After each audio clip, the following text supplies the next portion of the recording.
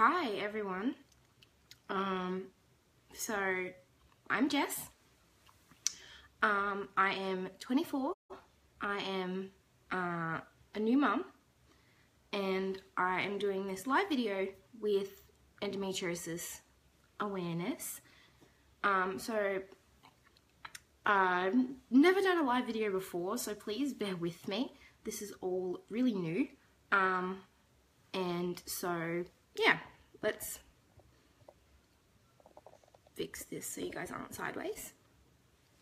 Yeah, so I'm not 100% sure how this all works, but I think I'll just talk to you guys and tell you my story, and if you guys have any questions I will try my best to answer them. But like it says in my description, I think you guys can see that I am a bit of a newbie to endo, but when I was diagnosed I wanted to try and put myself out there so that I could help even just somebody, because when I was diagnosed there wasn't a lot that I could find out for me to look. Anyway, so I'll give you guys a bit of a backstory. I am, like I said, 24 and I am a new mum. I have a 7-month-old. And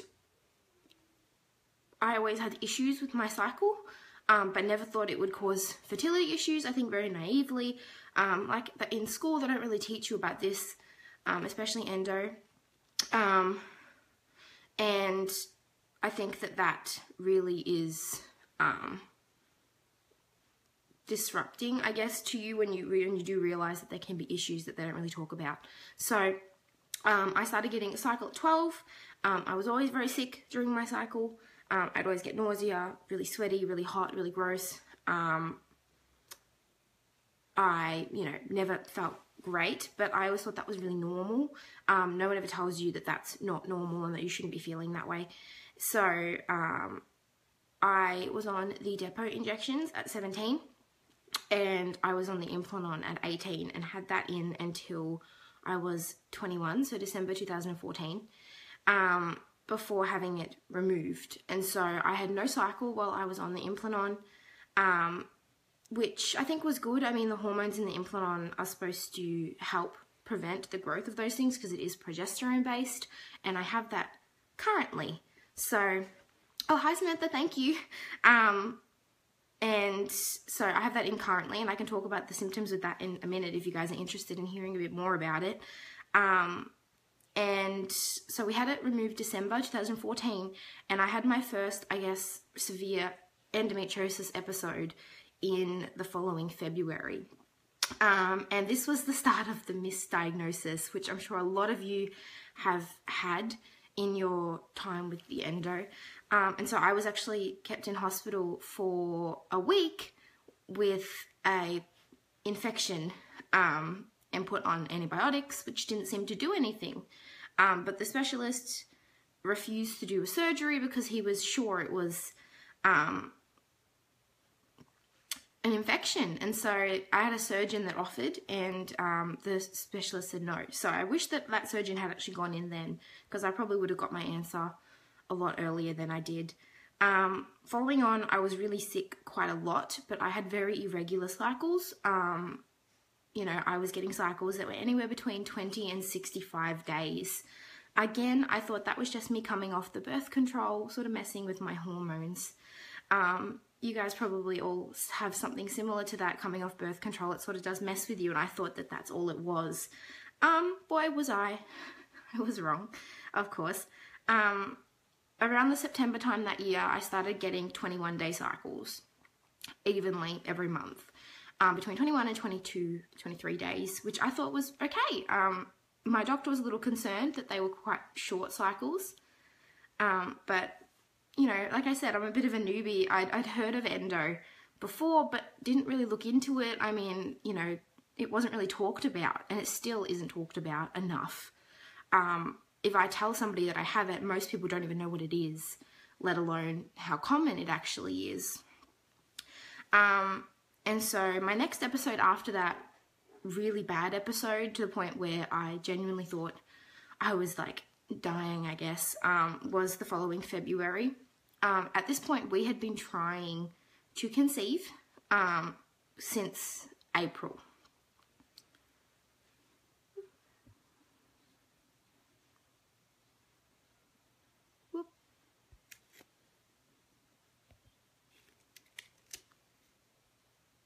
Sorry, I'm trying to read your comments, Samantha, but it's just not letting me open it.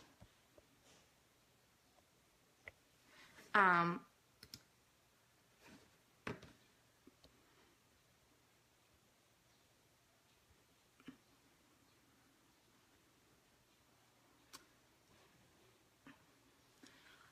opened it on the computer behind me so I can look. How did my husband and immediate family?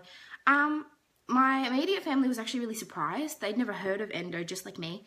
And so they were really confused. They didn't know what it was. And since endometriosis is hereditary, following my diagnosis, we've actually found out that one of my immediate cousins also had endo, who had surgery after me. My husband was obviously very shocked and we were very upset. We thought we would never be able to fall pregnant. Hi, Brittany. We thought we'd never be able to actually fall pregnant because of endo, which, you know, was a bit heartbreaking for us. We thought that, you know, we'd have to look at IVF or other options, which obviously I'm still lucky in the way that those were still possible options for me. I know for some women, the infertility of endo is really sad. But yeah, my family, they took it pretty well, I think. They're very positive in the way that they're like, no, it will happen. It's fine, you know. But thank you for your question. Monique, hi. So my flare-ups, my really bad ones, consist of just a constant pain to the point where it's there all the time. There's no like on and off going away. It's just this constant pain. I get really sweaty. I get the shivers, and I get constant like vomiting to the point where I can't actually stop myself. And it's absolutely horrible. I get a bit of a fever, but nothing too high to sort of point to infection. I think that's sort of with the hot and cold sort of feeling. But yeah, mostly it's the vomiting, it's the shakes, it's the uncontrollable pain.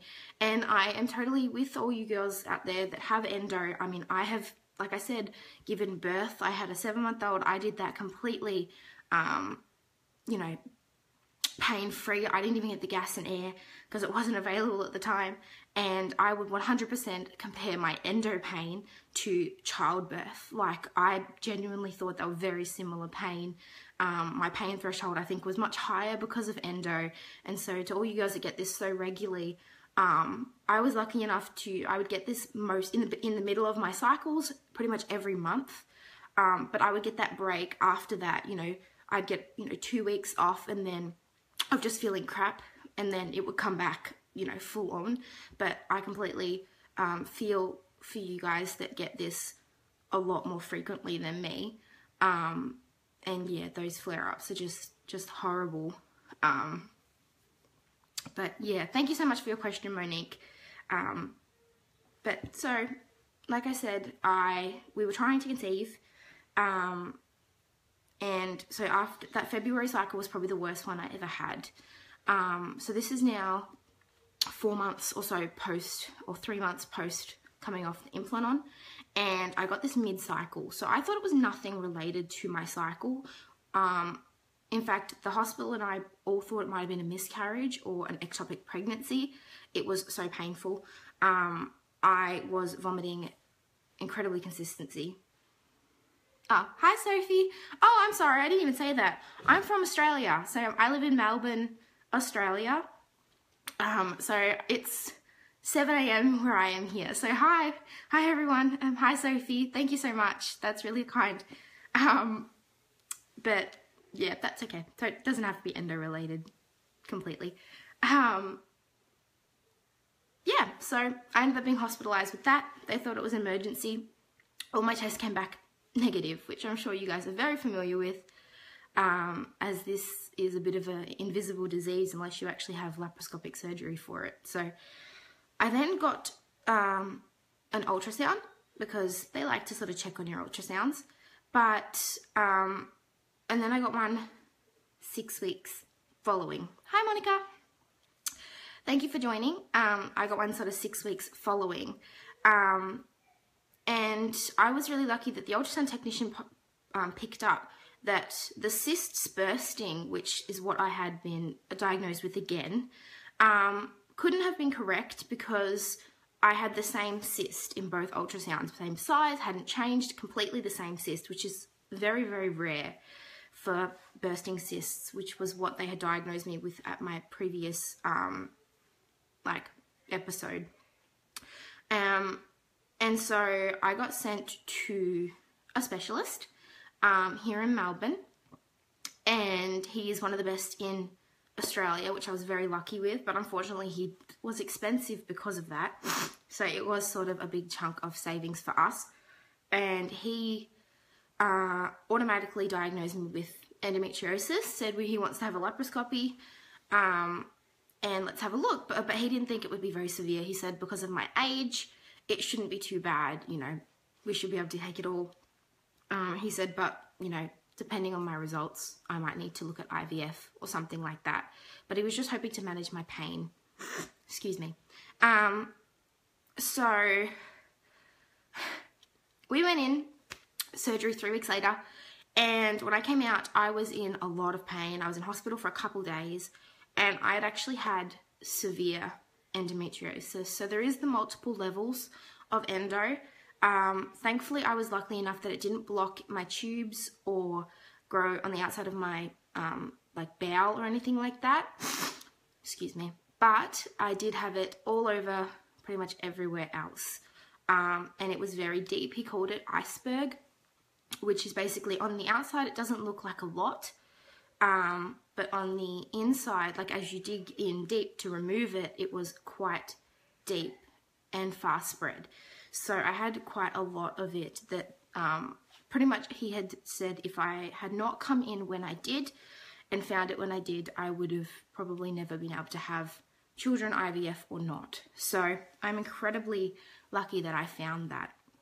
I do have some pictures I will go grab and show you, but I completely forgot to pick them up and bring them here. So I'll have to go grab them in a second. If you guys want to see what endo surgery looks like, what the removal looks like, because I think this is a bit of an invisible disease. You don't know what it looks like, you don't see it, you just see the symptoms. And I think that makes it really hard for people to believe you.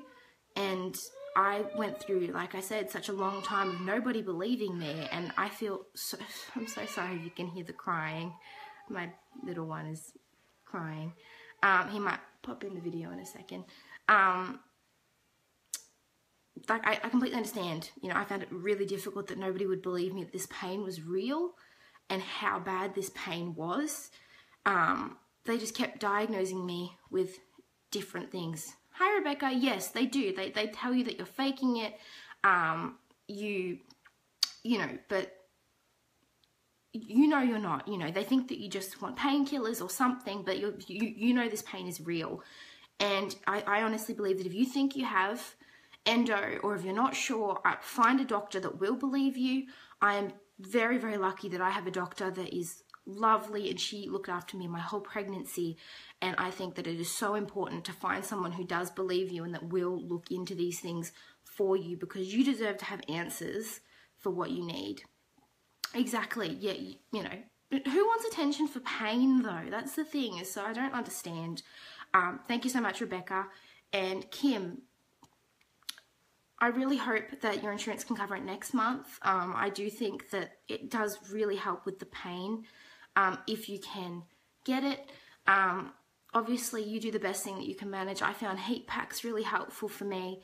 I found, you know, a lot of hot showers. Baths were awesome. Showers where you sort of, if you've got a removable head, to put it on the sort of aching areas.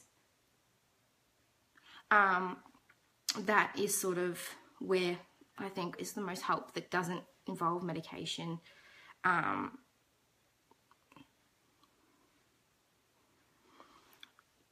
sorry, I cannot pronounce your name, but Calais, I'm so sorry, but yes, exactly. It's how do you go to the doctors to find out, to get some sort of note for work or anything, when you're so sick. It's so ridiculous. It's so hard for you guys. It's so hard. Like, they just don't understand. And because this is not talked about enough, people just don't see this as such a serious condition. And it is a horribly serious condition. It is really, really serious. It is really debilitating on those people, especially when you're having this pain. And, you know, thank you so much for sharing with us. And, you know, oh, that's so wonderful that you have such a supportive husband, Kim. You definitely need a support person in this, whether it be a husband, a friend, a parent, somebody to hold your hand and to get you through this, because you 100% need somebody, because it is so hard. And even just this community, I wish that I found this when I first got my diagnosis. And if you guys check the bio up there, I have my YouTube video, which you can leave any comments. I've also got my email on there on my YouTube. Please feel free to email me if you guys need somebody to speak to about this. I'm so passionate about being there and being able to sort of be there for one another in this sort of circumstance, especially if you don't have somebody to be there for you. And yeah, I'm so hoping, Kim, that you get your surgery. Please follow back with me and let me know how you go. I really want to make sure that, you know, I follow on with you guys, because it's so relieving to get an answer to all this pain that you guys have. So hi, Jessie. Yes, I completely understand. Thankfully, I was lucky enough to be on birth control at that stage, and so I found that the implant really reduced a lot of the symptoms for me. But yes, I completely understand. I got my cycle in at 12, like I said, and I would be so sick. And so I completely understand what you're saying, and I really hope that you get, you know, some sort of answers and some sort of, you know, pain management. Like I said, if you guys want me to talk about the implant, I can talk about that a little bit to see. Sorry, Brittany, I will try and find your comment though. Yeah, I really hope that it does help you. They find something for you. I hope you find a doctor that believes you, that you can, you know, have some answers to. Whoop. Jillian, oh, that sounds, oh my goodness, I am feeling for you. And, you know, I'm so sorry to hear that it's so far up in your chest and your diaphragm. And I really hope that the surgery gives you some relief, because you deserve it. You deserve to be able to live your life with a lot less pain. I'm just going to move you guys this way a little bit. Brittany, I have no idea where your comment's gone. I'm so sorry. If you want to post it again, I'll try and answer it now.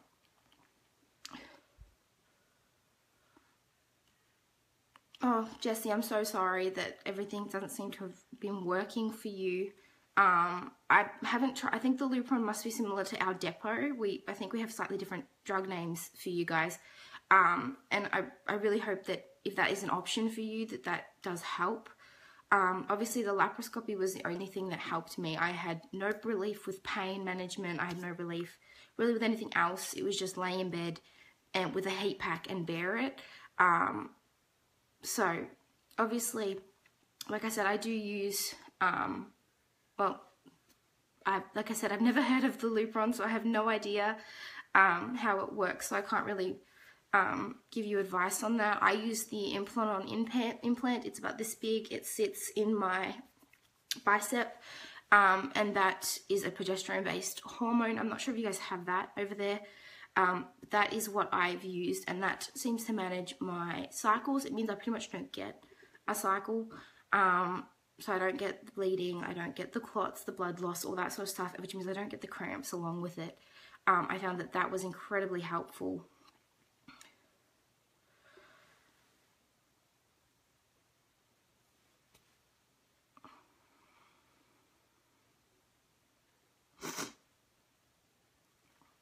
Brittany, thank you so much for your comment. I think I did miss it on there.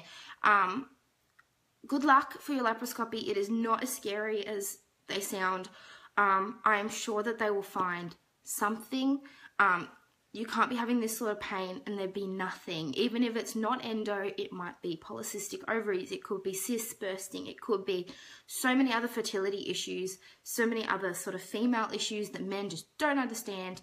You know, I completely understand it is so scary. Look, you know, have a support person stay with you, because the first couple of days post-surgery, you can't do a lot. You're in a lot of pain. I didn't get the shoulder tip pain, which a lot of people did, but you're incredibly sore around your sites. You know, I'm sure they will find something, because you can't have this pain and there'd be no reason for it. If you would like, I can quickly go and grab the pictures that I have from my surgery, and I can show you what it looks like, if that wouldn't freak you out. And I can show you that, you know, I did have this. I had quite a severe version of it, and they cut out most of it, and, you know, my pain has completely, not completely gone, but it has definitely improved. I think my husband's going to grab the pictures for me. Can you grab the pictures, Russ? Thank you. Okay, so you're going to have a little visitor. Thank you. Is the pictures in here? Yeah, at the other side. Okay, yeah. Sorry. Completely unprepared. But yeah, I wish you all the best, Brittany. You know, please follow up with me. Like I said, all my details are in that link above. So these are my pictures. So I'll try and find page number 1 so you can actually see where we started. So that was the hysteroscopy. So that's when they put the camera into sort of your tubes and stuff like that.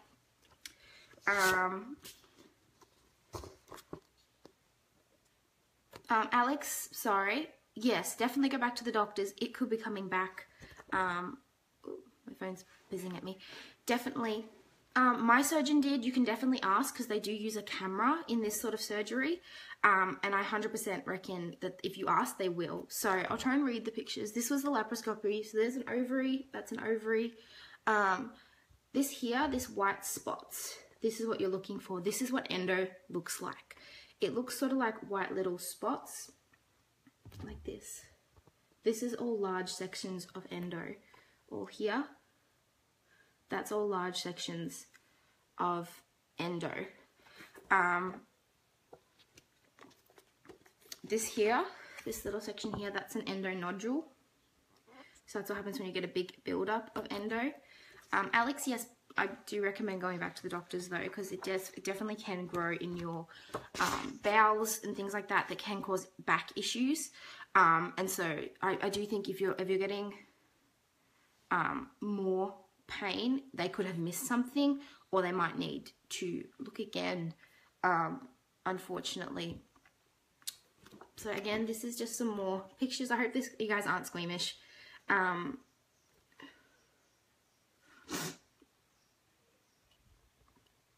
So this is all endo. So all this white tissue here, that's what endo looks like. So all inside, I'll show you what it looks like once it's been removed. Here, all here. See how it's all white? All of this should be pink with blood flow, and it's not because of the endo. And so this is the removal process. It looks a little bit gory because it is fresh, but this is sort of what it looks like. So this is where the endo was, and this is where they've cut it out. So obviously it's quite raw, so you will get some pain. So please take your pain meds, look after yourself, make sure you give yourself time to rest. If yours was as severe as mine, like I said, I've got 6 pages of pictures of where they've had to cut out endo. If you know, take care of yourself. You need that. So this was all the removed areas. So this is a good overview picture. That's a right ovary, that's a left ovary, this is all the uterus area, and that was all the endo that they removed. So, as you guys can see, there is a lot. It is definitely not an invisible disease. There is definitely something there. If you have it, they will find it. Make sure you find somebody who is specialised in this field. If you guys are from Melbourne, I'll be more than happy to give you guys a reference for mine, but obviously I can't unless you guys are Australian. But please find somebody, be referred to somebody who can.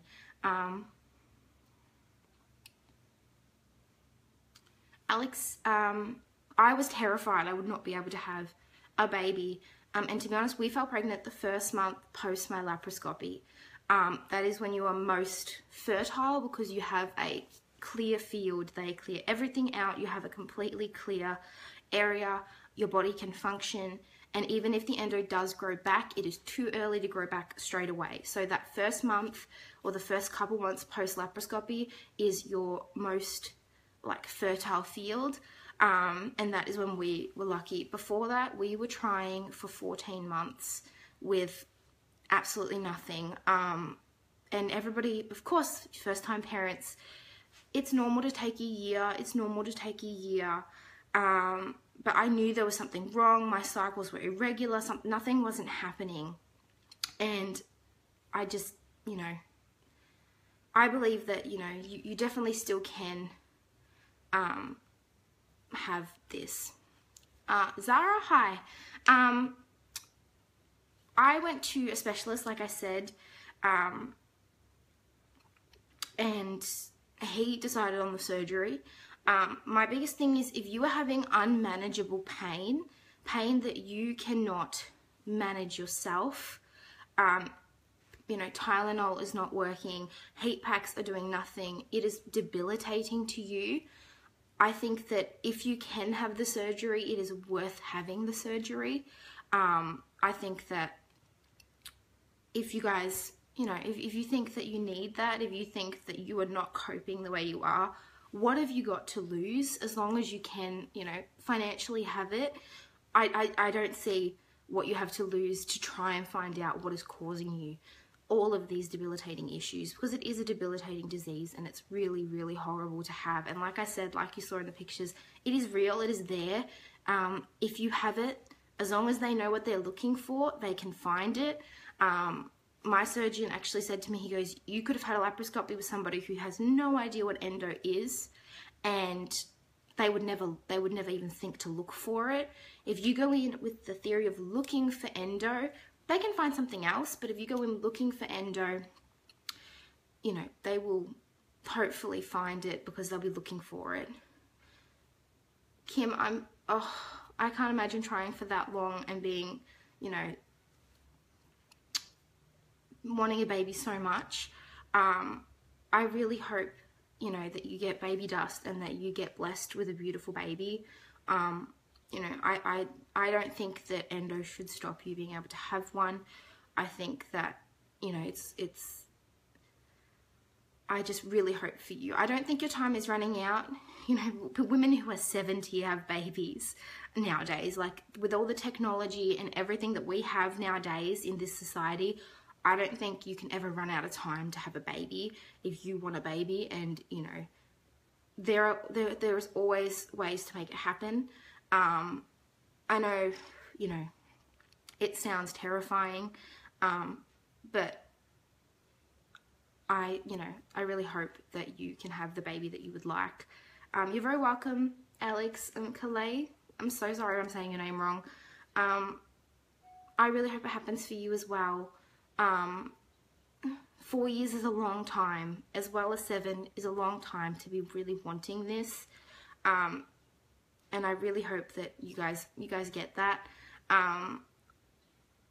You know, we are going to be trying for baby number 2 very soon, and I will be bringing my channel, my YouTube channel, along with me on that journey, because I think we were lucky enough to fall pregnant once straight post laparoscopy. I'm talking like less than a month post my laparoscopy. And so I had a lot of hormonal issues in my pregnancy because of that, because my hormones were all whacked from the endo surgery. And so I'm, you know, of course, exactly, you know, you can give a home to a beautiful child who is loved, and, you know, you will be a wonderful person for giving that. Every child deserves a beautiful home. And I think that everyone can have a baby, even if it's not natural, if that makes sense. You know, with the technology and the things available to us now, I think that, you know, everyone can have a baby. It just, there are other options. I'm not sure how the options work in the US. I'm sure that there is people you can speak to, you know, human resources people, you know, people in child services that can point you in the right direction if you want kids. So thank you so much for all your comments. It's so lovely. this is why I started my YouTube channel. This is all my YouTube video. This is why I started this, is because when I did get diagnosed, I didn't know where to go from here. I wanted to share my story. I wanted to share what I knew and what I had found, because there wasn't a lot out there, and there still isn't enough out there for you guys and for everyone who has endo or who may have endo to look into. I think that this is not talked about enough, and that it is a bit invisible, and that people who, you know, they have, you know, physical disabilities, you know, they might have, you know, broken arms, legs, the elderly, you know, yes, that is a very different area, very different disability, and I'm not belittling anyone who has that, but this doesn't make this any smaller. And for the people who have this, I completely understand where you're coming from, and, you know, I wanted to share that so that if you had just got this horrible, shocking news, you found someone who said, you know, it's okay. Life does go on. You can do this. There are other people out there, and that if we get together as a community, that it's not so alone. And especially your partners, husbands, boyfriends, girlfriends, anyone, you know, it's very difficult for them to understand. And so having someone else who understands, who has the same thing as you, is really, really nice. Post-baby now, I might give a little bit about that. Post-baby now, I am on the Implanon. Implanon is a progesterone-based bar. It can stay in for 3 years. And so I'm on that at the moment. However, I do get side effects from that, so I don't get a cycle for long periods of time. And when I do get a cycle, I pass a lot of large clots, which can be quite concerning because that is quite a lot of blood loss, obviously. And so I do have to be very, very careful. Post-surgery, my doctor did tell me that if I want more than one child, I will have to have them pretty much back to back. So we will be trying for baby number 2 very, very soon. Like I said, thank you so much, Kim, thank you. I will be bringing my YouTube channel along with that journey, because I think that infertility is not spoken about enough. I think that it's a very taboo subject that we need to talk about more, because a lot of women, I think it's 1 in 3 women, go through infertility issues, and they don't talk about this. You know, you're not educated about this at school, you're not educated about this anywhere. Unless you are going through these issues, you aren't educated about it. You don't know this can happen. You know, at school it's if you have unprotected sex, you will fall pregnant, and that is not how it happens for most people. In fact, I've got my sister-in-law who does not have endo, but she had cysts that were causing her to have infertility issues. And so she had to have all of those removed for a complete clear out before they were able to fall pregnant, after 3 years of trying with their little boy, and he's just a week old now. So, you know, infertility is something that is so important. Obviously, endo is one of the leading causes of infertility. I think 30% of women who are infertile have endo, and a lot of them are undiagnosed endo. Some women who've had a baby before can have endo, and as they've gotten older, not be able to have a second baby, and that's how they discover it. You know, I think that this isn't talked about, and that we need to be making noise about this in the best way possible. So if you guys want to follow along with that, like I said, my channel is linked up below. So I might wrap up what I'm saying, and then if there's any more questions, I'm happy to answer it. Like I said, if you guys want to contact me, I will actually type my email maybe into the comments below. If you guys are interested in finding my email, if you guys don't want to go to my YouTube channel. So you guys can email me if you have questions, if you want to talk about something, even if you just want to vent a little. I feel like we all deserve having that chance to vent. So sort of summing up, if you think you have endo, you're not sure, you've never been diagnosed, but you have so many of these symptoms, you know, you're getting the nausea, you're getting the vomiting, you're getting the hot sweats, you're getting the shakes, you're getting the uncontrollable pain in the lower abdomen, especially during or in the middle of your cycle. That is always very difficult. I never got mine during my cycle. It was in the middle of my cycle. So my 21-day cycle, I'd get it day like 13, 14, 15. So it wasn't even during my cycle. So that can also cause a bit of misdiagnosis. If you are having those issues, please find a doctor that believes you. you guys deserve to be believed. You're not liars. You're somebody who deserves to be helped. I felt like nobody believed me at the very beginning. I felt very alone. I felt like just everyone thought you were faking it, and you're not faking it at all. I believe you. Just find a health professional that does, because once you do and you have a health professional on your side, it opens up a world of possibilities of trialing different things that work for you. If you do want laparoscopic surgery, which is what helped me, like I said, if you guys want more detailed pictures of the surgery, please let me know in my email comments down below. I can email you pictures of them so you can see what they do. Find somebody who specializes in this field. Please, you know, you need somebody who knows what they're talking about. Please look at family history. Like I said, I found out I had this. I now have a half-sister and a cousin who have the same diagnosis, who had the same issues as me, but never got a diagnosis. And I was just lucky enough to find out that I had this, or I guess you can call it lucky enough to find out that I had this early enough so that, you know, I could be treated for it, and now they are too. So my doctor said that parents who back in their day had children a lot younger than we do, you know, they might have had kids 17, 18, 19, 20, before these issues flared up really badly.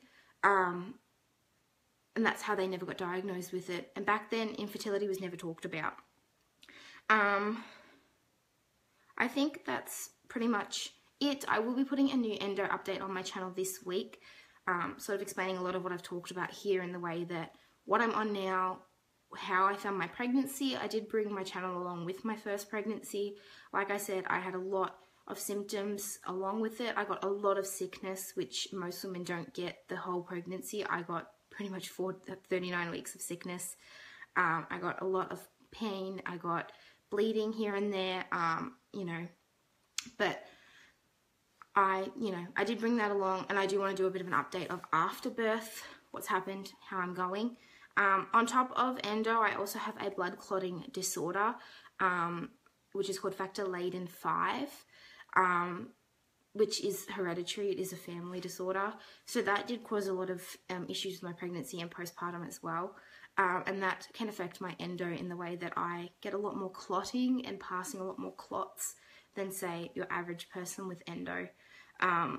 So at the moment, I'm also trialing out something. I've done a bit of research. I'm using myself as a bit of a guinea pig, and I'm trialing out a lower carb diet, like with processed carbs, because I did a bit of research, I did a bit of reading, and I found that a lot of women were able to reduce the inflammation in their body by reducing the amount of carbs that they were taking in, increasing protein, increasing fat, reducing carbs.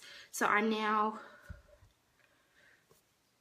nearly at the end of week 1 of that, and I did find, I have had my cycle this week, and I did find that the days that I ate carbs, I got a lot more flare-ups, a lot more pain than the days that I didn't. So, and I'm talking processed carbs, not, you know, bread, rice, pasta, potato, those sorts of things. You know, very hard starchy carbs, not necessarily carbs in a food. So I can, you know, I'm happy to do a video of that on my channel as well, but I want to sort of test it a bit because I don't want to give you guys advice that I haven't lived and been through. So I really want to thank you all so much for following along with this live. I hope you guys enjoyed it as much as you can enjoy it. Like I said, please like send me an email, shoot me a comment, anything if you guys want to vent to somebody, need somebody to talk to, see better pictures. Good luck to all you ladies out there, Zara, especially Kim, Kalei, I think I said, I'm sorry if I'm saying your name wrong, Jessie, good luck to all of you on your endo journey. I guess it's just the beginning, unfortunately, and I really hope you guys get some answers on what you need and how to get a reduced pain so you can live your life a little bit better. You deserve that. You deserve someone to believe you. You deserve someone to help you. And I really hope that that helps you. Thank you so much for having me here. I hope you guys have a good rest of your day. I think it's like 2:30 or 3 o'clock in the afternoon where you are. My day's just starting. It's only 7 o'clock in the morning here. But I hope the rest of your afternoon is wonderful. Thank you so much, Jessie, Zara. That's lovely of you guys to comment and join me. I hope that I helped even just a little bit. Like I said, I'm a bit of a newbie to endo. I only got diagnosed, 18 months ago. Before that, I'd never really even heard of it.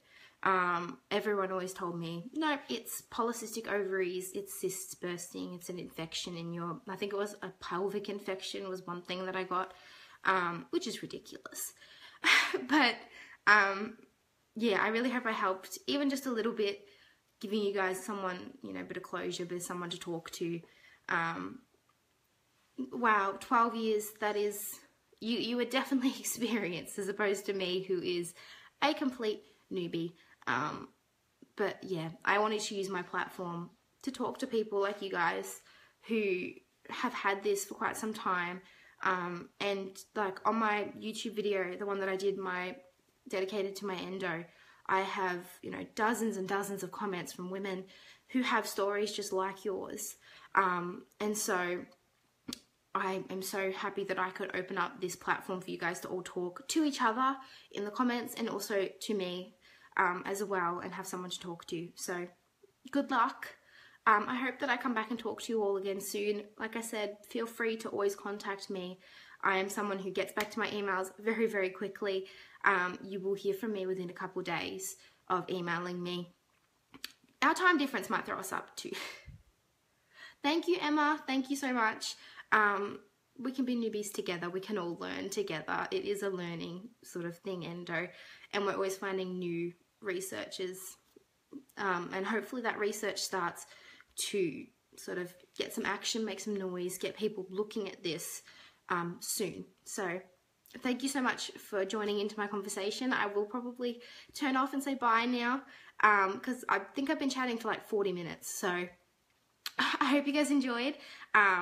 And I hope to talk to you all really, really soon. Please keep me updated on where you're at with your surgeries and with your treatments. Talk about this, make some noise. We all need to be supporting each other.